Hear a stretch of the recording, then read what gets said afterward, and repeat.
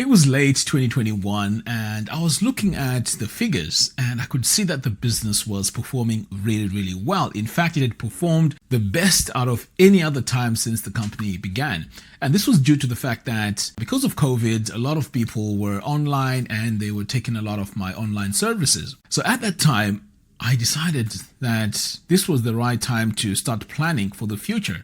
So I sat down with the family and we made some arrangements and brainstormed some ideas. And this is when the idea of working on our retirement began, because there was so much money and we didn't want to use the money on silly things like buying expensive cars or clothes or going on holiday. We wanted something that was solid and something that we could look back and say, this was a good decision. So you would think that this was very straightforward and things would work out easy. At least that's what I thought. But I tell you what, there was a lot of mistakes that I did. Looking back, I could have done things better. So this video is about me going through things that I think are mistakes or things that I shouldn't have done looking back, because they were either rushed or they were pretty much bad decisions. So the first thing, if you want to plan for your retirement, is not to buy land for farming.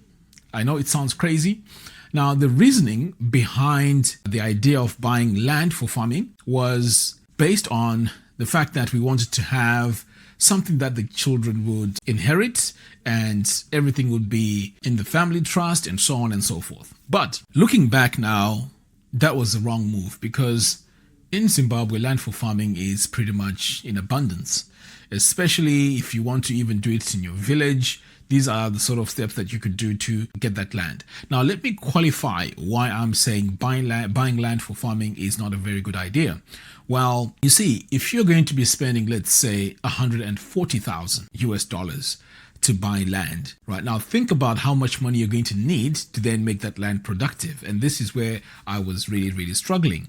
Now, if you flip that around and take that 140,000, get free land. Of course, it won't be yours 100%. It's coming from the government and it's still state owned. You get that land and then take the 140,000 and use that on the actual land and, make that productive. Whatever profits you get from that is then what you can use to then invest in any other things that you may want to leave for the children or for the future. So that was my main mistake.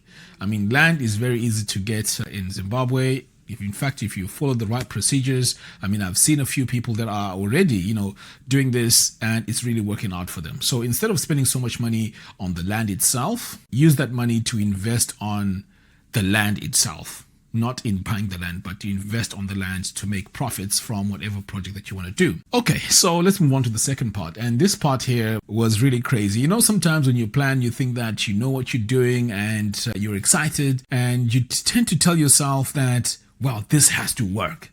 But the reality is experience is very important, and also doing things slowly is very important. So farming in Zimbabwe or any part of the world is easy, right? You can plant, seeds on the ground, they'll grow. And you can go into, let's say, chicken farming, pigs, goat, whatever it is. It's not as bad. But if you don't know the process of how to scale, then you're going to have a problem. So what I did now, which was a problem, was I tried to get big too quickly. So you find that when I purchased the incubator, I was hatching so many eggs per week. We're talking an average of 150 to 200. So within a short space of time, I had close to 1,200 chicks. So those 1,200 chicks had to be fed for approximately 14 weeks until I could sell them. And boy, oh boy, the money that I needed to buy feed to make sure they all grow was unbelievable. I think at some point per week, I was spending about $400 per week just to feed these chickens. So it was crazy. And when things go wrong, everything is just multiplied, enormously, because let's say there's a disease that's affecting all these chicks or even the chickens. It's very, very difficult now to quarantine them and to make sure that you're getting the right medicines or whatever it is to make sure everything is okay. it was very, very difficult. So if I were to go back into this business, the chicken business, the road runners, I would actually start with very small numbers, analyze what needs to be done, and then expand in a strategic manner. Because going big in one go, you would need a lot of money and there's a lot of chaos. Even sometimes we're talking about the workers. If they were to steal, let's say, 2 chickens or 3 chickens every day, it's very hard to notice that because, I mean, how can you count those chickens every day to make sure that the stock is fine?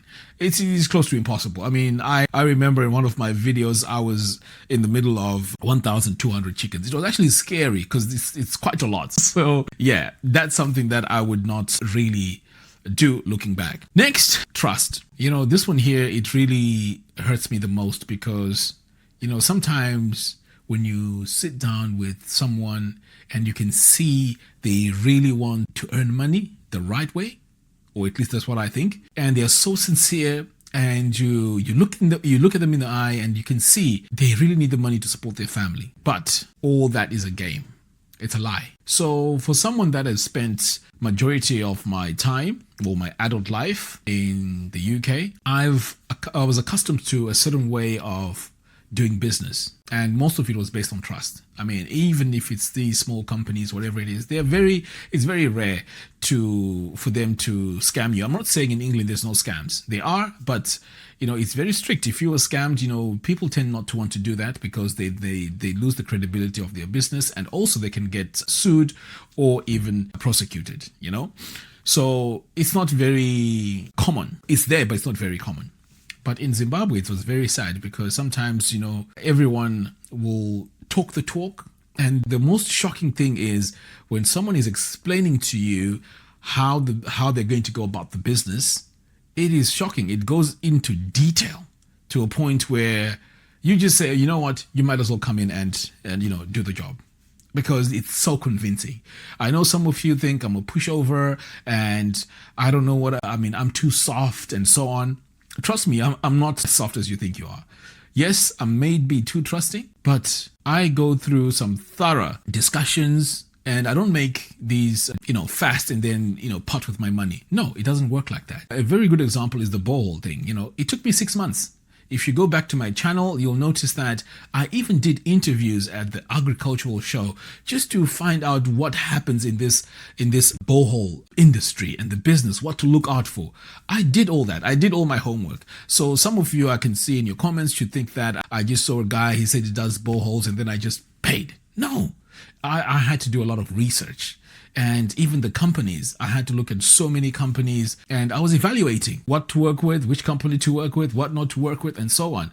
And still, it's difficult. So this is why perhaps after all these scams that have happened to me, I think the best thing to do is just to wait until I have enough money to just work with companies, registered companies, professional companies, and that's it, right? Because then, I can't really blame myself because we have registered companies that are out there, and if I go to them and they decide. So it seems like no matter what I do, when I decide to work with professionals or people that claim to be professionals, it's not really working out. There was an example that I also want to give you, and that is there was a guy who was working at the flats, doing a lot of painting. So I thought, this guy is really painting. And I can see him painting at the job. Let me ask him if he can do this job for me, on the weekends in his free time, to paint the interior of my house. To my surprise, even though I saw the guy painting and he was doing a good job, but he was under the contractor. But when he came to do the job for me, it was a totally different case. I was very disappointed by the work that he was doing. He was rushing. So that made me believe that sometimes if you really want a job done, if you go the cheap way, it becomes very expensive. Okay, so just because someone is doing a good job, maybe they could do a good job under supervision, but if they're doing it themselves, then it's a totally different thing. So that's what I realized. So when it comes to getting work done, then I would say, in my case, just stick to professionals. I know it's 10 times more expensive, but then that way, it's safer. Or unless you get a proper referral from someone that really knows the person. But if someone just comes and says, look, I can do this, I can do that, I don't think it works. I could give you so many examples, including, the guy who did my curtain rails. It's a lot of examples, including my car getting fixed and these mechanics putting the wrong parts on and so on. I mean, if I were to put all that out there, you guys would be laughing at me saying, well, this guy is even worse than we think in terms of being scammed. Anyway, let's move on to the last part. And this part is also very important, because if you're going to be shipping a car to Zimbabwe to use, for your day-to-day use or for your retirement, whatever it is, it's got to be a car that is suited for the roads in Zimbabwe. Of course, we know that the roads are not always very good, and if you're going to be traveling in the outskirts, in the high density suburbs and so on, the roads are going to be bad. So the car that you need is actually, those pickup trucks, your twin cabs. Those are the cars, if you can afford them, that you'd want to buy in England or wherever you are to then send back home. If you buy a car like a Discovery, like what I did, oh my goodness, it is a nightmare. I've only driven that car, I think, because it's been in Zimbabwe now for about 2 years. I think I've driven it out of the 2 years, perhaps maybe 4 months. Right now it's parked because the parts keep getting messed up. So, and of course, the other issues were to do with the mechanics. But now the plan is to buy all the parts that I need, brand new, from the UK, send them back home, get them professionally fitted, put the car on the market, and perhaps even find someone who wants to do an exchange for a Toyota Hilux or Isuzu. That's the plan, if obviously anyone wants that car. But I see a few people are interested in those kind of cars. But in my case, I want a car that I know I can go to the farm easily. I can buy my chicken feed or farm produce, put it in the back of the car, and just, do my things easy that way. I don't really need a luxury car at the moment. So these are the main things that I would say, looking back, I really messed up, and I've learned, big lessons. And moving forward, I mean, definitely I will be changing the way I've approached things to start with. If I could just get rid of that land as quickly as I can, I would, and then invest all that money into farming equipment and developing the farm. That would be much, much easier. Anyway, if you haven't joined the community, I have an online community for anyone in the diaspora or anyone wherever they are who want to join, share ideas, experiences, and also some referrals of how people have managed to work with others and so on and so forth. So head over to ruwaorganic.com and join the community. It's absolutely free. Anyway, guys, thank you very much for watching, and keep an eye on new videos that will be coming out very, very soon. Until next time, thanks for watching, and I'll see you in the next one. Take care.